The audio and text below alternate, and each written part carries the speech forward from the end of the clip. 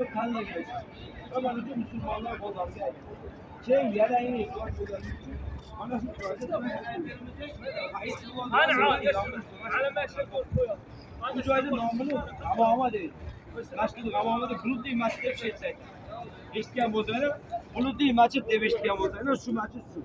Payg'ambarimiz sollallohu alayhi vasallam namoz o'qiyotganlarga va'z qilayotganlar. Bir sahobadan turib ya Rasululloh duo qiling, yomg'ir yaxshi. Rasululloh o'sha paytda duo qildilar deydi, havo shunday ochiq.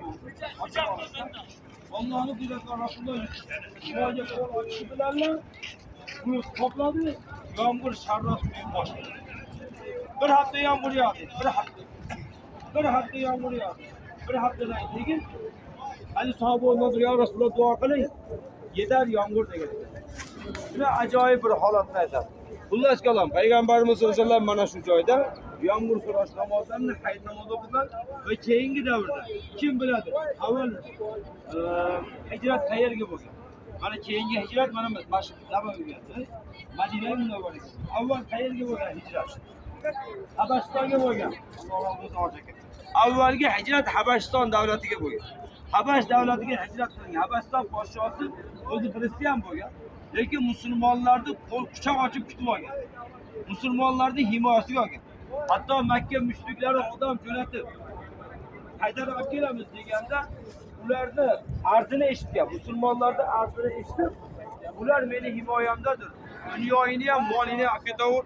Ular meni xonim, meni yurtimda himoyamda qoldi deb Payg'ambarimiz zot haqida aytganlar.